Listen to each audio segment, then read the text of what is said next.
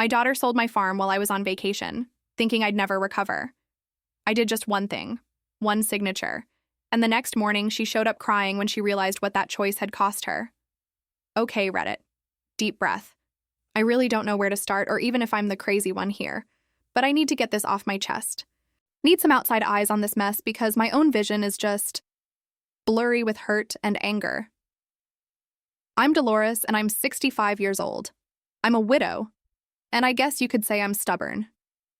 My husband, bless his soul, used to joke that if you pricked me, earth would come out instead of blood. He wasn't wrong. My hands, gnarled and thick-knuckled from decades of work, know the soil of my land better than any map. Every ridge, every dip, every patch of stubborn weeds, I know it all. I can feel the change in the seasons just by the way the ground feels beneath my worn espadrilles, a constant, comforting thrum. My home is just a few kilometers outside Zaragoza, here in Spain. It's not much to look at for some. I suppose just a few hectares of ancient olive trees, their silvery leaves shimmering in the harsh Aragonese sun, and a rambling, crumbling farmhouse that's seen better days than I have. The plaster peels in places, the roof tiles occasionally slip, and the plumbing is more of a suggestion than a guarantee. But to me, this isn't just land. It's not just bricks and mortar. It's a living, breathing entity with a heartbeat as old as the mountains. Time moves differently here. It stretches and yawns, unhurried by the city's frantic pace. Every stone in the walls, every crack in the old wooden beams, every gnarled root of those olive trees, they all have a story. My story. This is where my husband Manuel is buried under that old fig tree, his grave marked by a simple, smooth river stone I found in the riverbed. This is where I raised my daughter Carla, running barefoot through the groves, her laughter echoing between the rows. This is where every single memory, every joy, every sorrow of my entire adult life is rooted. It's not just a house. It's the physical manifestation of my entire existence, my sanctuary, my legacy. Then there's Carla, my daughter, my only child. She's in her late 30s now, smart, ambitious, always immaculately dressed, smelling of expensive perfumes and big city aspirations. Carla always had her sights set elsewhere, far from the dust and the quiet of the farm. From the time she was a teenager, I could see it in her eyes, that restless longing. She always seemed tired of that ugly old farm, as she'd sometimes let slip, usually after a particularly hot summer day spent helping me pick olives, her fair skin already flushed and irritated, complaining about the sun and the dirt. Her dreams were always of sparkling city apartments, sleek minimalist furniture, and spontaneous weekend trips to places with names I could barely pronounce, much less visit. To her, this place, my home, was never a sanctuary. It was less a haven and more an old suitcase, useful only for what could be taken out of it. A resource, an asset, something to be leveraged, not cherished. That's where the tension always lay between us, a quiet hum beneath every conversation, every shared meal. We simply saw the world, and more specifically this farm, through fundamentally different lenses. I saw legacy, connection, the continuation of generations who had worked this very soil, leaving their sweat and dreams here. I saw Manuel's spirit in the rustling leaves, felt his presence in the warmth of the stones after a long day. Carla, on the other hand, saw an obstacle to her modern life, or perhaps an asset to be converted into something more useful. Concrete, cash, convenience. It was like trying to explain the taste of sunshine to someone who only understood the value of a shaded, air-conditioned room. We spoke the same language, but we weren't speaking about the same thing at all. And I never truly understood just how deep that divide ran until everything exploded. Okay, so that's the backdrop, right? Me, my land, and Carla, always looking for greener pastures. But it wasn't just a difference of opinion. It was a constant, low-level hum of disapproval, a steady drip, drip, drip that wore away at my peace of mind. For years, Carla had been hinting, sometimes not so subtly, at her impatience with my outdated way of life, with this farm. I'd be out in the olive groves, my back aching from pruning, and she'd pull up in her sleek city car, looking immaculate, And the first thing she'd say wasn't, "How are you, Mama?" but something like, "Still doing all this by hand? You really need to modernize. It's so inefficient." Or she'd sigh dramatically, rolling her eyes just slightly, almost imperceptibly, when I'd talk about the yield of the last harvest or the old ways of pressing oil. It always felt like a gentle push, a subtle attempt to take the reins from my gnarled, earth-stained hands. I'd often hear veiled comments that stung worse than any thorn. "You don't understand money, Mama," she'd say, tapping her manicured fingers on the kitchen table while I struggled with the electricity bill. Her voice would be patient, almost pitying, making me feel small and foolish. "Let me handle this, you always get so flustered." Or, "Honestly, you could live so much more comfortably if you just let go a little." It was never a direct accusation, never a full-blown argument, but the implication was always clear. I was old, I was out of touch, and I wasn't capable of managing my own affairs. A part of me, the part that loved her fiercely, wanted to believe she was just trying to help, trying to ensure my comfort. But another, quieter part felt a tightening in my chest, a prickle of resentment. It felt like she was slowly, systematically, dismantling my competence, brick by painful brick. Then came the emergency power of attorney. God, even saying it now makes my stomach clench into a cold, hard knot, a familiar ache that settles deep in my gut. It was about 5 years ago, after I had that bad bout of pneumonia. I was still weak, barely able to walk from the bed to the kitchen without getting winded, and my mind felt like it was wrapped in cotton wool. Every breath was a shallow effort, my limbs heavy and unresponsive. Carla came to visit, looking so concerned, her brow furrowed, holding my hand so gently, her cool fingers a stark contrast to my feverish skin. She said, "Mama, what if something serious happened? What if you couldn't make decisions?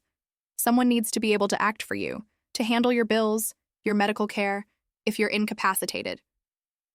She brought the papers, already filled out with neat, official script, and a notary friend of hers who seemed to rush things along. I remember her earnest brown eyes, so much like Manuel's, looking at me, promising, "It's just for emergencies, Mama. Only if you really need me to step in. For your own protection." I trusted her implicitly. She was my daughter, my flesh and blood, my only child. I signed it without a second thought, my hand trembling slightly from weakness, not from doubt. The pen felt heavy, the signature a faint scrawl. I saw it as a safety net, a loving gesture, a mother's faith in her child. In hindsight, it was a ticking time bomb, a vulnerability I willingly handed her, a key to my entire life, without truly understanding the complex, dangerous lock it would open. I truly believed it was only for my health, for my immediate well-being. Never, not in my wildest nightmares, did I imagine she'd use it to sign away my entire life. In the months leading up to the incident, Carla's growing ambition became impossible to ignore. She started spending more and more time with a slick real estate agent, a man named Señor Estevez, all expensive suits and a smile that never quite reached his eyes.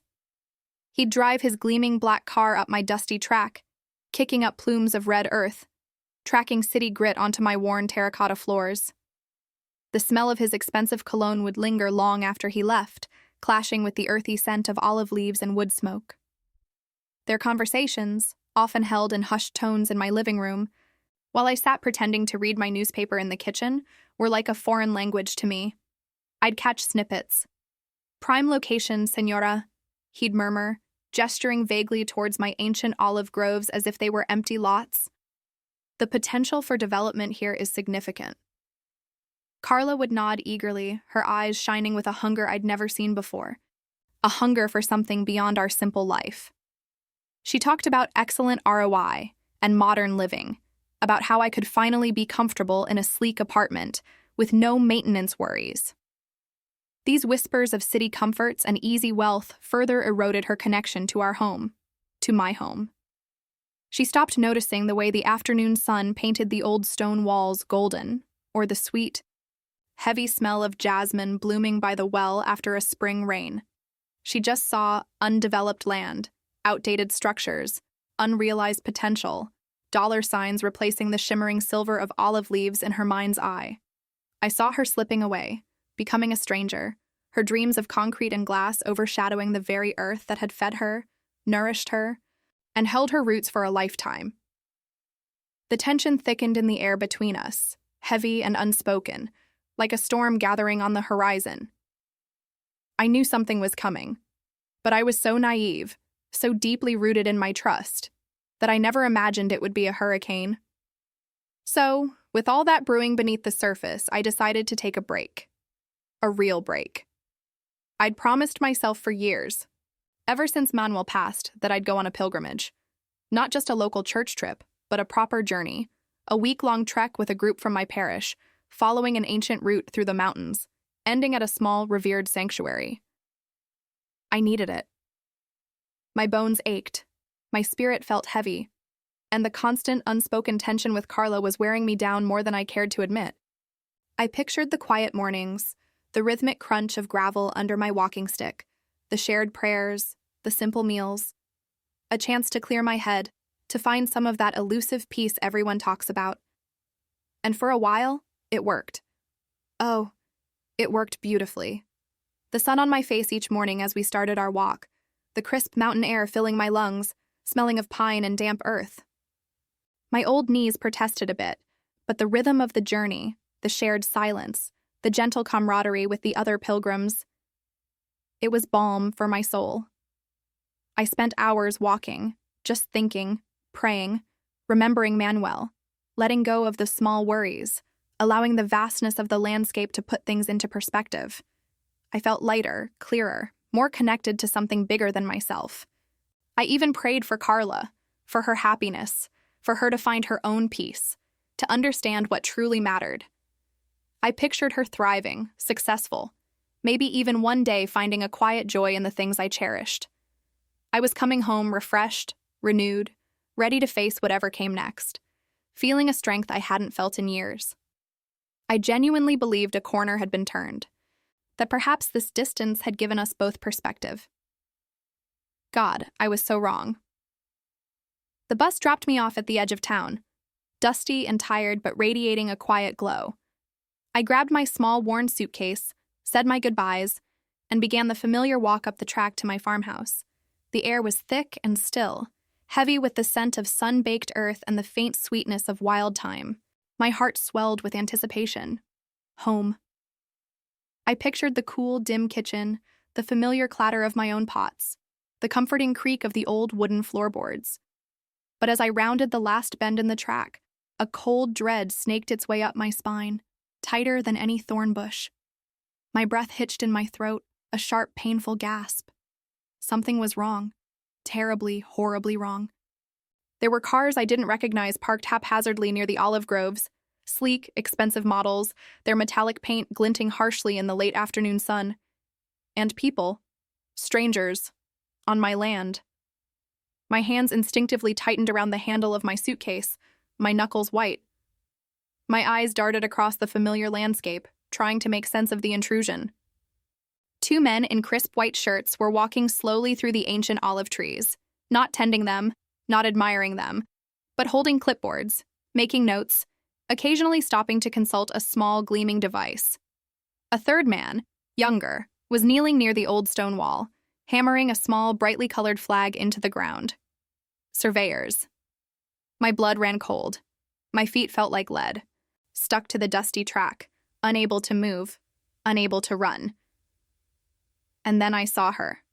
Carla.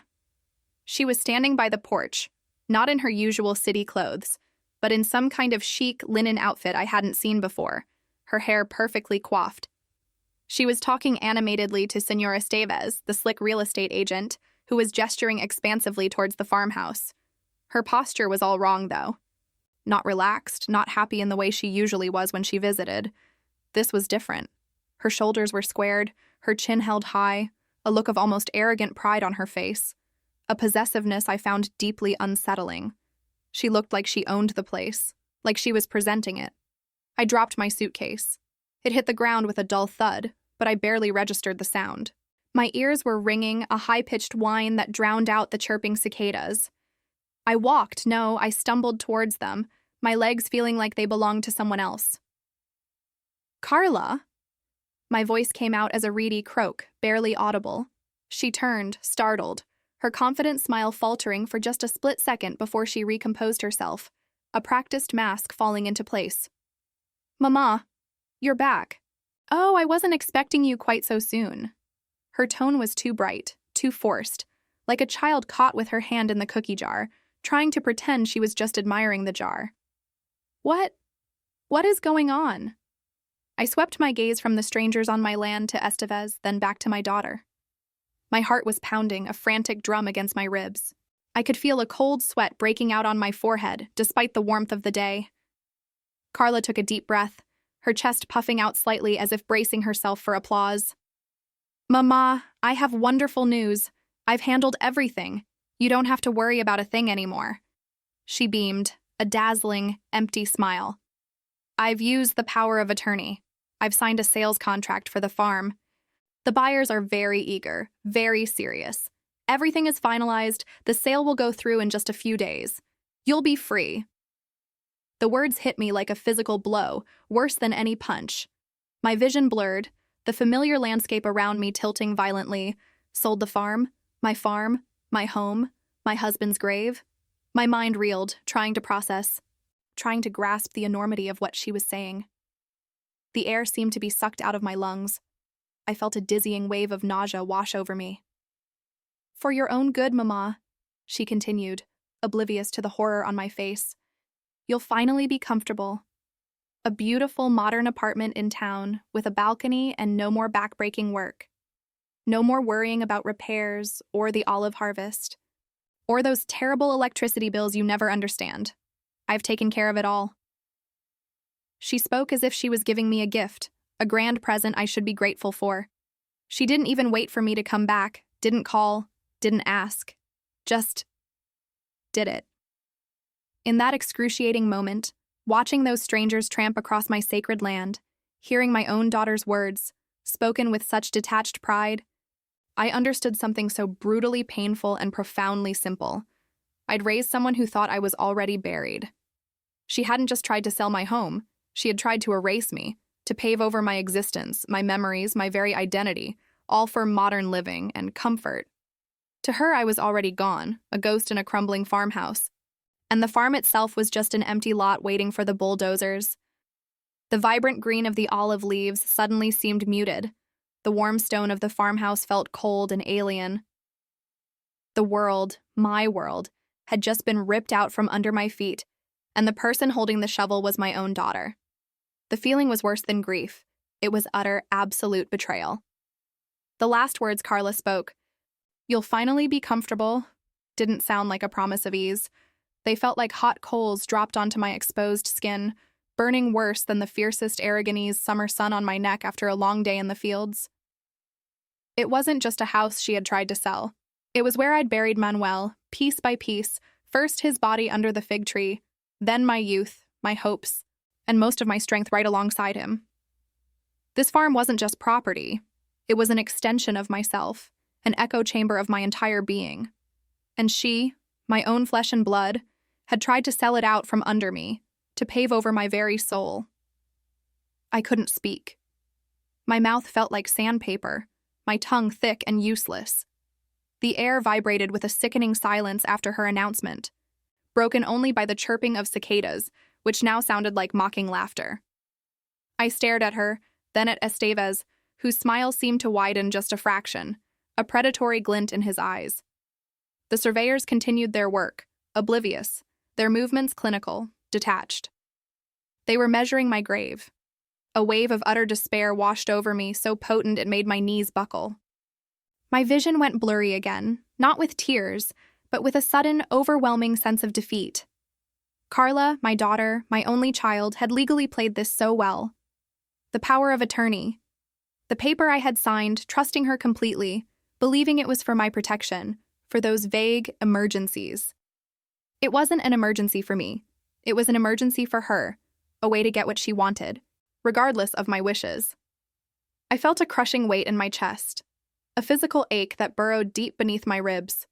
A part of me, the old, tired mother part wanted to cling to her, to grab her arm, to beg her, plead with her, to stop, to understand what she was doing, to appeal to the daughter I thought I knew, the one who used to run barefoot and laugh among these very olive trees.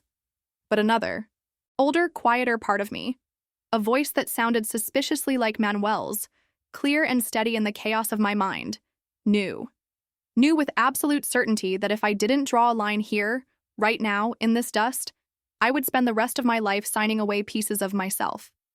She would come back again and again with other papers, other emergencies, other opportunities for my comfort, until there was nothing left of me but a hollow shell.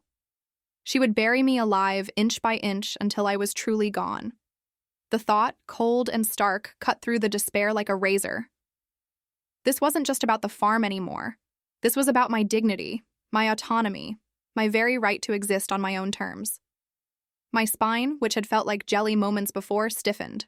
A tiny spark, hot and defiant, ignited somewhere deep inside, pushing back against the encroaching darkness. I didn't say another word to Carla or Estevez.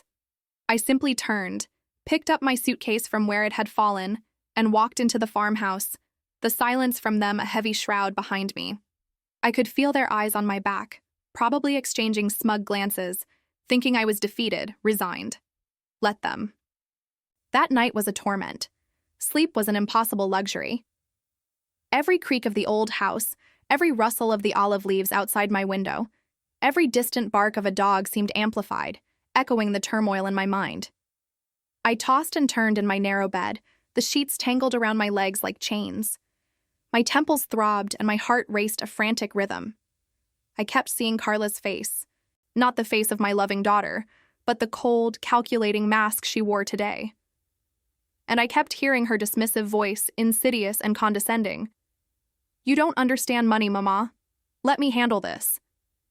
It repeated over and over a cruel mantra, reminding me of all the times I'd felt diminished, made to feel incompetent. The injustice of it all burned in my gut, a bitter bile rising in my throat. I got up, pacing the cool stone floors of the kitchen, then the living room, then back again. The darkness was absolute, broken only by the faint silver light of the moon filtering through the gaps in the shutters. I thought of Manuel, of his steady hands, his quiet wisdom. What would he do?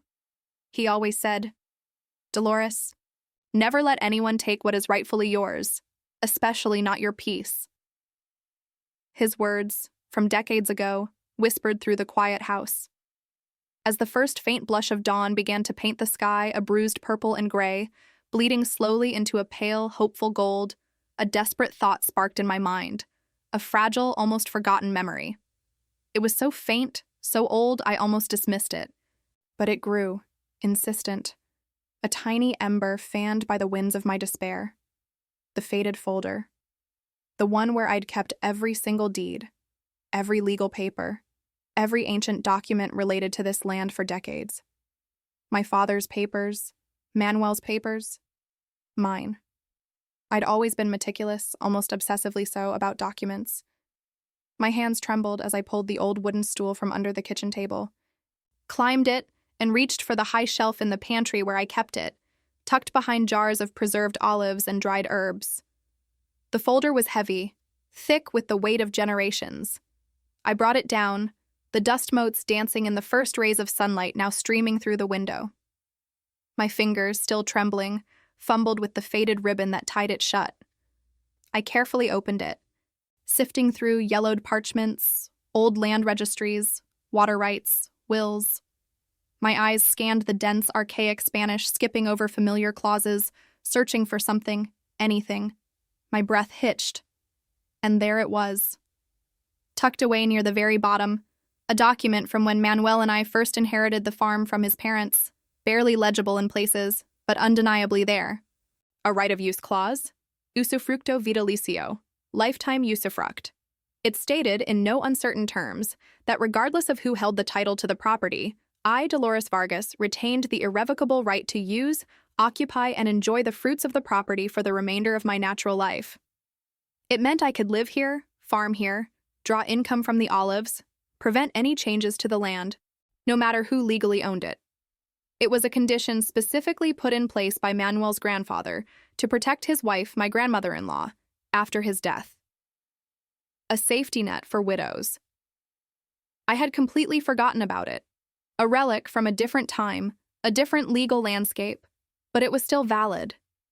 The words danced before my eyes, a beacon of defiant hope. I clutched the paper to my chest, my heart pounding not with despair, but with a fierce, burning resolve. Carla might have tried to sell my home, but she hadn't sold me.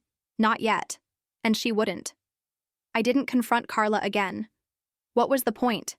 Shouting, crying, pleading, it would have been wasted breath, only confirming to her that I was the emotional, irrational old woman she already believed me to be. My anger, after that sleepless night and the discovery of the usufruct clause, had solidified into something cold and sharp, a cutting tool rather than a wild, flailing weapon. There was no room for melodrama now, only strategy. I had to move quietly, quickly, before her hastily arranged sale could fully cement. The next morning, before the sun had fully burned off the morning mist clinging to the olive groves, I was already on my way into town. My old Seat Ibiza, reliable but rattling, felt like a getaway car. My heart was a frantic bird in my chest, beating a desperate rhythm against my ribs. I clutched the faded document, the Usufructo Vitalicio, so tightly my knuckles were white. It felt like a precious, fragile secret. My destination was Don Emilio's office, tucked away on a narrow, cobbled side street in the old part of Zaragoza. Don Emilio was an old friend of Manuel's, a lawyer who had handled our family's affairs for decades. Births, deaths, land transfers, all the quiet legal tapestry of a life. His office smelled of old paper, strong coffee, and a hint of cigar smoke, a comforting, familiar scent that always spoke of stability. He was a man with kind, tired eyes and a mind as sharp as a newly honed pruning knife. He looked up from his cluttered desk as I entered, pushing his spectacles up his nose. "Dolores! What a surprise! You're up early." He offered me a weak smile, probably noticing the tension etched around my mouth. I didn't waste time with pleasantries. I sat down, my hands still trembling slightly, and laid the ancient document on his desk, pushing it towards him. Then, in a voice that felt strangely calm and steady despite the storm raging inside me, I told him everything. Every dismissive comment, every veiled insult, the emergency power of attorney, the pilgrimage, the shocking return, Carla's cold announcement, the surveyors, the strangers on my land. I watched his kind eyes widen, then narrow with a mix of disbelief and growing indignation as he listened, occasionally murmuring a soft, "Madre mia," or "No es posible." When I finished, he picked up the old parchment, his fingers tracing the faded ink. He read it carefully, his brow furrowed, then reread it, his lips moving silently. A slow smile, not of amusement, but of grim satisfaction, spread across his face.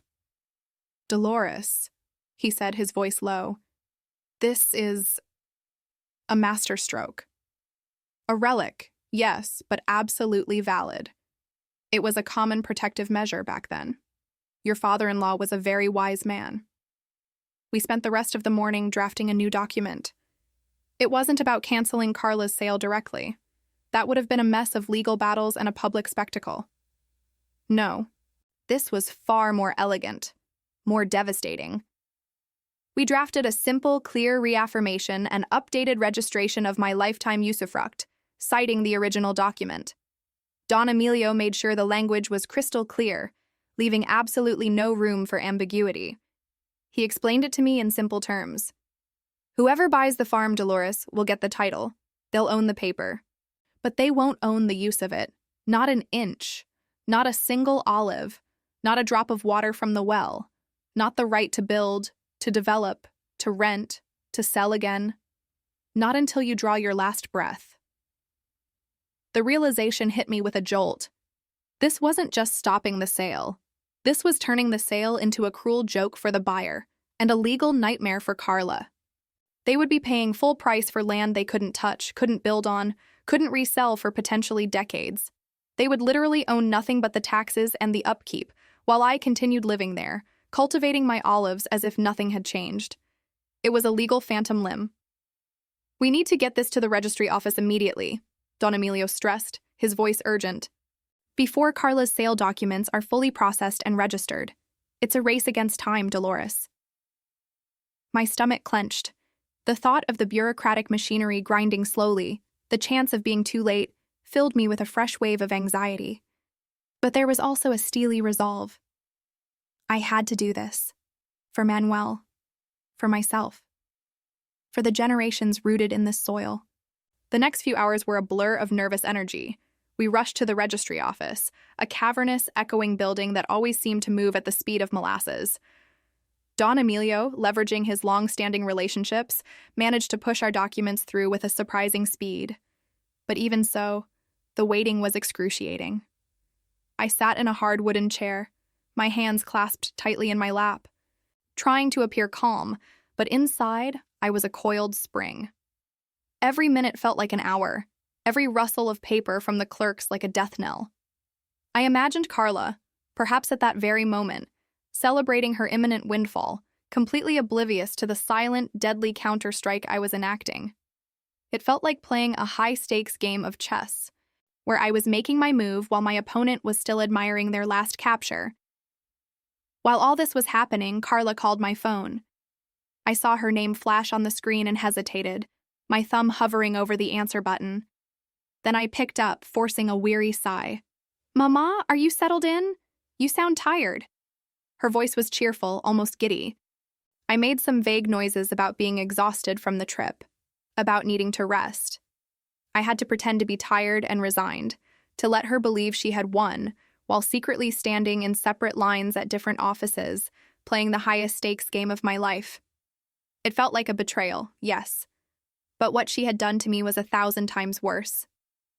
Finally, with a thick stamp and a signature, the updated usufruct registration was officially logged. It was done. The legal reality of my continued absolute right to my home was now firmly, undeniably in the public record. I felt a surge of adrenaline, followed by a profound, trembling exhaustion. The next morning, the dam broke. I didn't see it directly, of course, but I could imagine it perfectly. The buyer's lawyer, probably a crisp, efficient young man, receiving the updated registry information, a routine check before the final transfer of funds.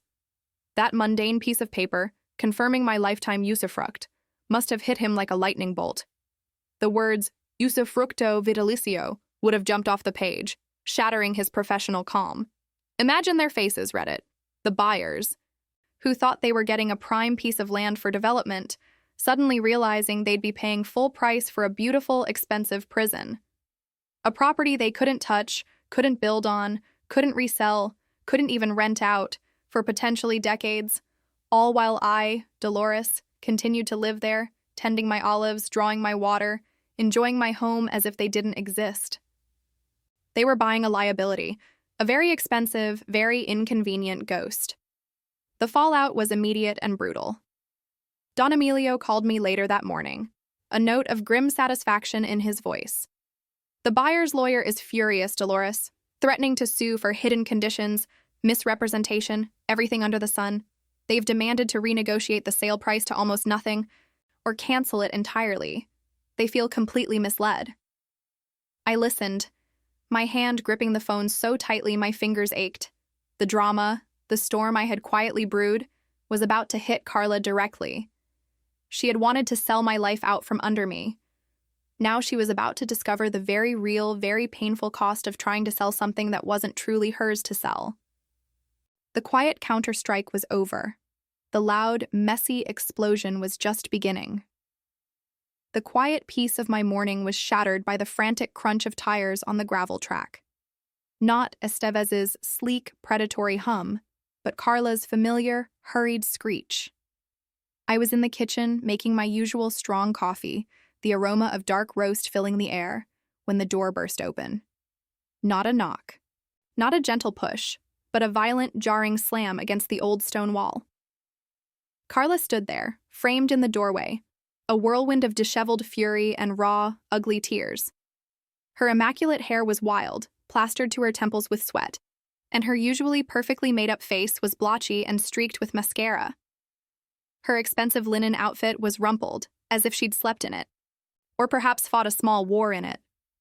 In her trembling hand, she clutched a crumpled sheaf of papers. Printouts, I recognized. Probably emails, contracts, a whole mess of digital distress made physical. Her chest was heaving, ragged breaths escaping her lips. "Mama!" she shrieked, her voice hoarse, completely unlike her usual composed self. "What have you done?" She practically threw herself across the kitchen, slamming the papers onto the worn wooden table, scattering a few olive pits I'd left from breakfast. My coffee cup rattled gently in its saucer. I watched her, my internal thermostat surprisingly steady, even as the storm raged inches from me. The familiar ache in my chest was there, yes, but it was muted, overshadowed by a grim, almost detached observation. This was it, the explosion I knew was coming. "The buyers!" she gasped, practically spitting the words, her eyes wide and bloodshot, fixed on me with a desperate, pleading anger. "They're backing out. They say you have a lifetime usufruct, that they can't do anything with the land. They're threatening to sue me for hidden conditions." She gestured wildly at the crumpled papers. "Look, emails from their lawyer. They say the deal is dead, completely dead, unless we remove your rights." Her voice cracked, dissolving into a strangled sob. She sank onto the stool opposite me, burying her face in her hands for a moment, then looked up again, her eyes piercing mine. "Mama, please. You have to sign a renunciation. Just this once. Everything will fall apart. My reputation, Estevez, the money, it's all going to collapse because of this one stupid ancient paper." She reached across the table, her hand gripping my arm, her fingers surprisingly cold. "Please, Mama, just sign it. Please." The word was a raw, desperate whisper, a sound I hadn't heard from her since she was a little girl begging for an extra cookie. I looked at her, truly looked at her. The tears, the desperation, the fear in her eyes were real.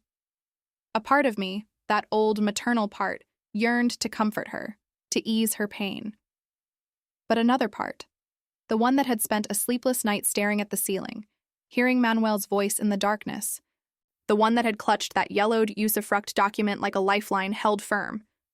This wasn't a small thing, a cookie. This was my life, my home, my very identity. I calmly, deliberately finished pouring my coffee into my favorite ceramic mug, the one with the chipped rim that Manuel had given me years ago. The steam curled up, warm and fragrant. A defiant whisper of normalcy in the chaotic kitchen. My hands didn't shake. I took a slow sip, letting the bitter warmth spread through me. The silence stretched, thick and uncomfortable, punctuated only by Carla's ragged breathing and the distant crow of a rooster. Then I slid the newly registered usufruct document, crisp and official, across the table towards her, pushing it gently past the crumpled emails. My gaze was steady, unwavering. "Carla," I said, my voice quiet, almost a murmur, but it cut through the air like a razor. "You tried to sell my home out from under me while I was praying for you in another country, while I was walking a pilgrimage route, asking for peace and blessings for us." I paused, letting the weight of my words sink in, watching the color drain from her already pale face as the implication registered. "This," I tapped the document with a finger, "is the only thing I'm signing." The silence that followed was deafening. The air crackled with unspoken accusations, with the bitter taste of betrayal, and the even more bitter taste of consequences. Carla stared at the document, then back at me, her mouth slightly agape, her eyes slowly losing their frantic desperation, replaced by a dawning, terrible understanding. The tears had stopped, leaving clean tracks on her grimy cheeks, revealing the stark lines of shock. It hurt, Reddit, it really did. Watching that realization bloom on her face, seeing the raw, unvarnished truth of it all hit her, was like watching a part of myself crumble. My own daughter. The child I had nurtured, loved fiercely, sacrificed for. The one I had hoped would understand the value of roots, of legacy, of home, even if she chose a different path.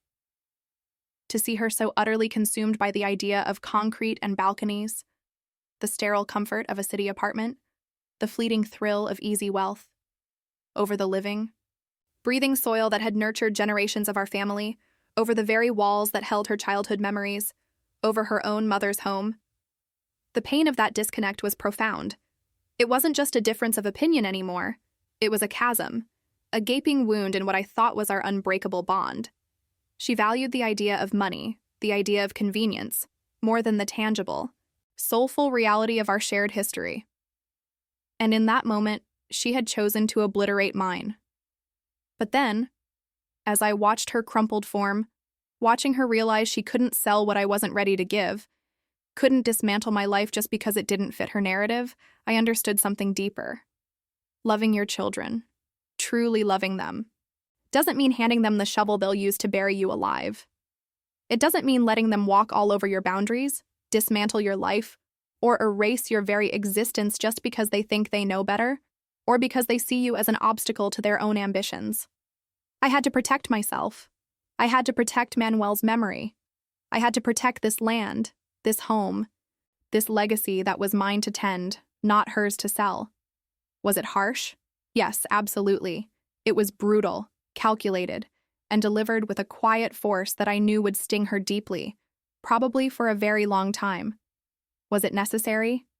In that moment, watching her face crumble as the full weight of her actions, and my countermove, descended upon her, I believed it with every fiber of my stubborn, earth-loving being. I had drawn the line, and it was etched in stone, just like my home. So, where does that leave us now? The immediate aftermath of that morning was a deafening silence. Carla didn't scream again. She didn't beg. She just stared at the document, then at me, her face utterly blank, stripped bare of all emotion except perhaps a raw, wounded disbelief. She picked up her crumpled emails, slowly, as if her limbs were made of lead, and walked out without another word.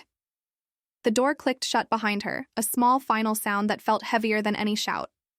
The sale, as you can probably guess, collapsed completely. Don Emilio confirmed it a few days later. The buyers weren't going to pay a fortune for a ghost property they couldn't touch. They pulled out, demanding their deposit back, threatening legal action against Carla. That slick real estate agent, Estevez? He vanished faster than a shadow at noon. Carla called him incessantly, I know, but he never called her back. His reputation was on the line, too. He just cut his losses. And Carla? Her pride was more than bruised. It was shattered. She had been so confident, so arrogant in her conviction that she knew best. To have it all blow up in her face, so publicly, so definitively, must have been devastating. The whispers started in town, of course. Zaragoza isn't huge, and news travels fast. People knew Estevez. They knew my farm. They knew Carla. I heard snippets at the market. Did you hear about Dolores' daughter, trying to sell her mother's home? Her carefully cultivated image of the successful, modern city woman was utterly ruined. Her reputation, especially among the older, more traditional families, was gone. The very next day, I went back to Don Emilio's office. I had one more paper for him, the power of attorney, the one I'd signed years ago, trusting my daughter implicitly. It was officially revoked, permanently. Not just for this farm, but for everything. I wouldn't be giving her that kind of power over my life ever again. It felt like severing a cord, a necessary but painful amputation. So now here I am. I kept my farm, my home. The olive trees are still here, their leaves rustling in the breeze. The crumbling farmhouse still stands, sturdy and real. My legal right to live out my days exactly where I choose is now ironclad, undeniable. There's a quiet peace that has settled over the land again, a sense of security I haven't felt in years, maybe even since Manuel died. The air feels cleaner, the sun warmer, the earth more solid beneath my feet. I walk through the groves, my hands touching the bark of the ancient trees, and I feel a profound sense of belonging, a quiet triumph. But that peace, read it, it's tinged with a deep, aching sadness. The olive trees still grow, the farmhouse stands, yes, but the family dynamic is irrevocably changed. Carla hasn't called me since that morning. Not once. No texts, no letters, no flying visits from the city. Nothing. The silence from her is louder than any argument we ever had. It feels like she's not just angry, but she's gone. Erased herself from my life, just as she tried to erase me from the farm. It's the kind of emptiness that settles deep in your bones, a hollowness where a daughter's laughter used to be. I defended my home, my past, my future, everything that defines me. But in doing so, I deeply hurt my daughter. I showed her a side of me she never knew existed, a calculated, unyielding side. And in doing so, I irrevocably altered our relationship, perhaps beyond repair. So Reddit, I need to know. I really do. Was I the asshole for protecting my home, my legacy, my very self, with such a harsh, calculated move, knowing the pain it would cause my own daughter? Knowing it might cost me our relationship forever? Ada for standing my ground so fiercely,